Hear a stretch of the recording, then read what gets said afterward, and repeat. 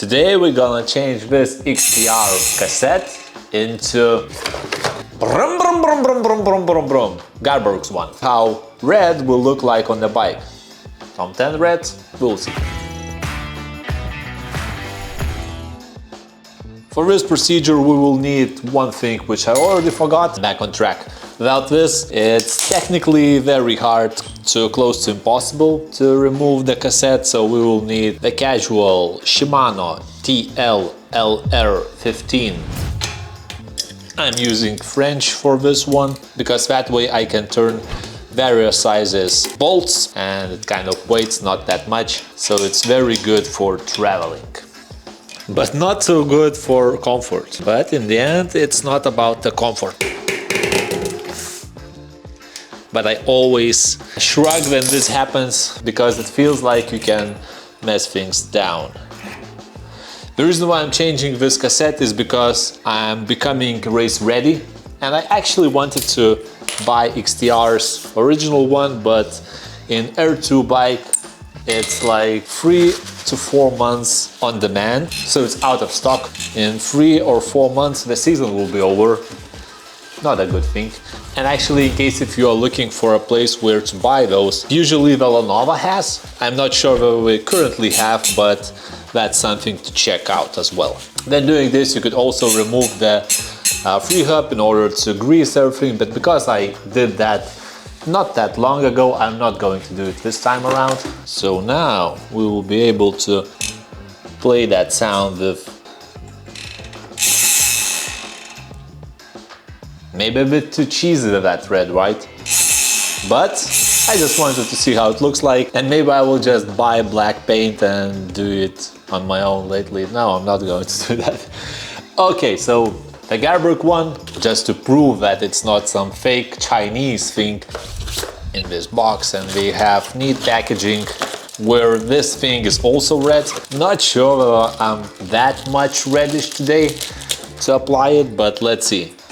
Maybe a bit too much, huh? Or maybe I'm just too picky. Or maybe, not maybe, but no one will see it anyways. So, because it's brand new, I will apply it. It's very straightforward, single monoblock, which is very good, and you don't have to play around with those separate cogs. So for that reason I like monoblocks. And this cassette also has 52 biggest sprocket. It's also good for wide range of gearing, and it's 52 to 10.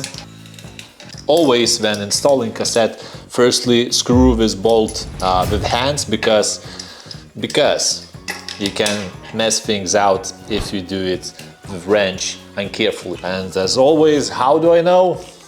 You would be surprised how much things I break. No, not that horrible, but sometimes things happen. Ideally, having the wrench of a torque would be good for this, but guess who doesn't have torque wrench when traveling? Sufficient enough. So now I won't have to make the sound with my mouth, and instead reddish. Alright, enough playing, let's continue working.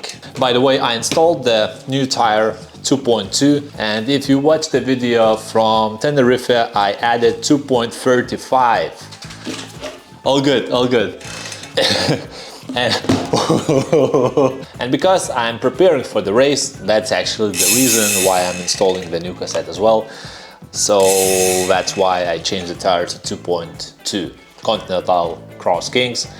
Maybe it will be a bit of an overkill because the thread is quite huge, but we will see how it goes in the race. So about the tire, once again, I installed it with CO2 cartridge, just like I did previously, and actually this time it was even better. Why? Because I figured out that when I was a kid, I was able to inflate the balls, which are a bit sluggish, by just putting them in direct sunlight. So what you learn being the kid sometimes applies in your adult lifehood as well, because the tires are black, the sun is direct, and guess who popped out the bed of the tire?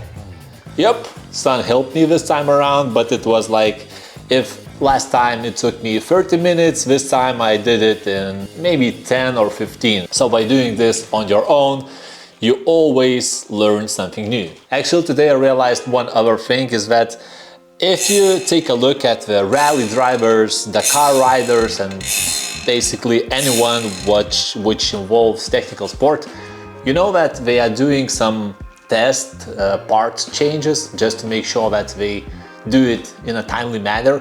For that reason, changing your own tires can be very beneficial, because when that day comes, and it will definitely come at some point when you have to change the tire on the road, you will know how to do it, you will know how to do it fast. If it's racing, you might even save a few minutes here and there. So it's good to do things on your own. Whenever you change the cassette, depending when you change the chain, it would be suggested to change the wear and tear set altogether. For that reason, I will also change the chain, just because the cassette was actually worn out pretty badly, so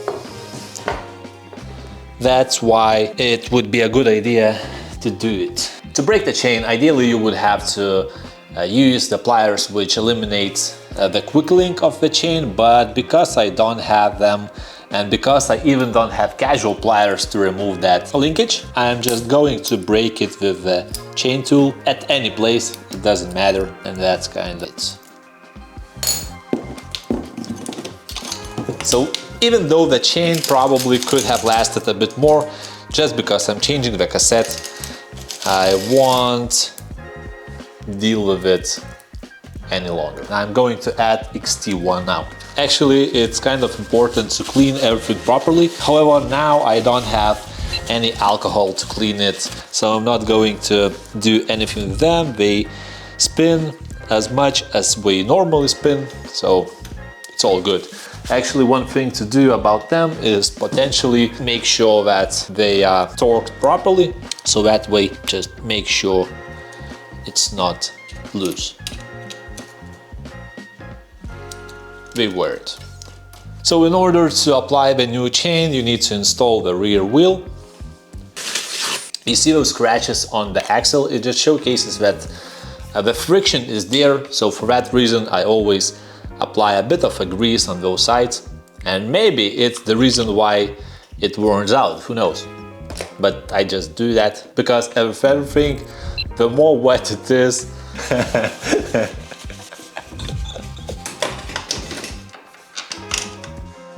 and actually one of the reasons why this reddish looks not bad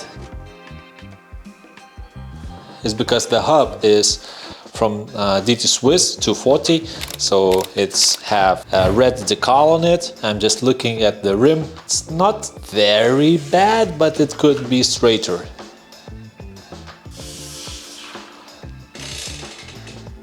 One Shimano, always Shimano. If I go to the SRAM at some point, please remember this to me. I'm not going to, hopefully. So, depending on what type of lube you use for the chain, if it's Vax type squirt, it is suggested to completely clean the chain. I don't have any cleaner at this point, and I am not going to do that. Whether it will affect the chain lifetime, maybe a bit, but the chain is wear and tear thing.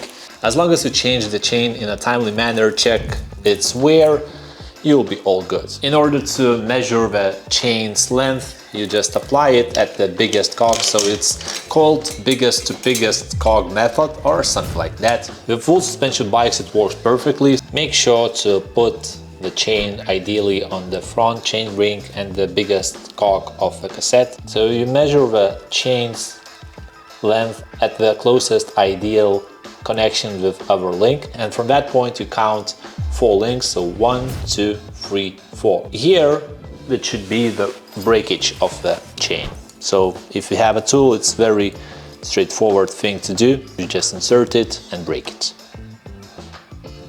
Just double check if you are breaking the proper link. It should be looking the same as the other part. Chain is braked, all good. Because the derailleur was down to the smallest cog, we just add the chain at the smallest cog as well. But just remember that the chain should go from the top to the bottom of the front jockey, and then from the top to the bottom on the other. So it just drops and then rolls.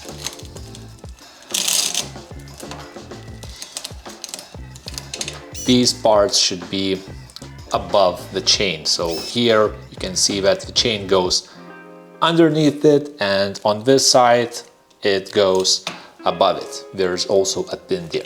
Now, once we do that, make sure that it's in the proper direction, and you just use the quick link based on the direction it showcases it should be pointing to. So the quick link, it's very easy and straightforward process. You just merge both sides and tighten them a bit with your hands, and once you do that and you apply the chain to the chain ring, set the quick link somewhere before the chain ring if you don't have the pliers to do that, and then just push the pedal until you hear the knocking sound. That's it, the chain is changed. Apply the clutch and you are almost ready to ride. Once the chain is changed, cassette is changed, and whenever you do that for different range cassette, you need to make adjustment for the bolt which controls how far your derailleur goes down. So in that case you must upshift to the biggest sprocket.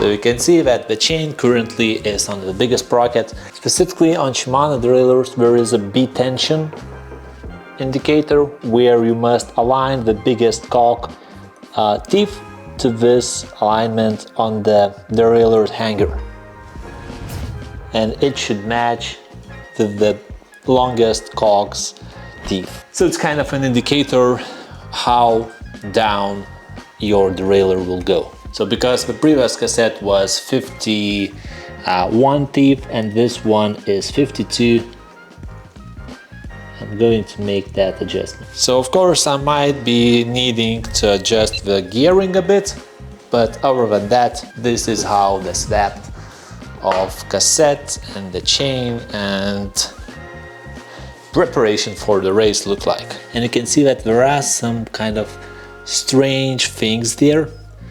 I will cover them in the next video. And no, it's not a dirty thing as you can see it here. It's a bit different one.